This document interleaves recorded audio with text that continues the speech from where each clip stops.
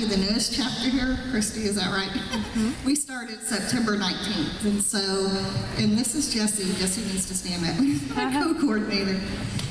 I'm Stacy. This is Jessie.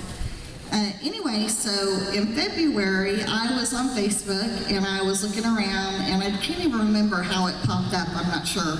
But LeadHer popped up, and I was looking at the Facebook page, and then I went to the website page and read everything on there, and I just remember thinking, that is so cool that Christy's doing that. Go, Christy, you go.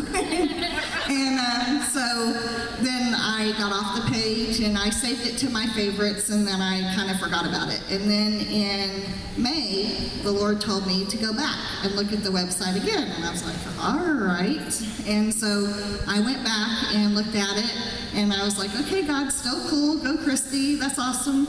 And he said, well, I want you to start a chapter in Keller, Fort Worth. And so then I prayed about it and asked the Lord who should do it with me. And I love that it's set up for co-coordinators and that the burden or all the responsibility isn't on just one person. And he had told me to ask Jessie. So I presented it to Jessie and had her go to the website and had her pray about it, and she agreed. And I want her to share something cool that's happened in one of our meetings. Thank you.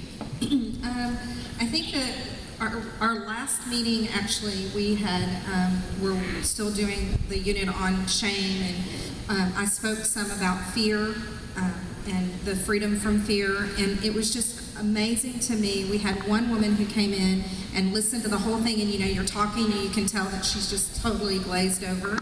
But when we did the activation, we did the activation then with the water jugs, and she just, you know, was practically on her knees. Like, God really spoke to her. She really thought there was nothing that God was saying to her in the message, and then he just totally opened her heart.